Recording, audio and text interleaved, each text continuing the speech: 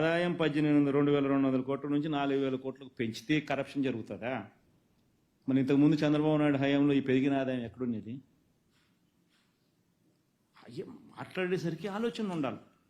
APMDC, Andhra Pradesh mineral development corporation 2018-19లో చంద్రబాబు దిగిపోయే టయానికి దాని ఆదాయం 400 కోట్లు.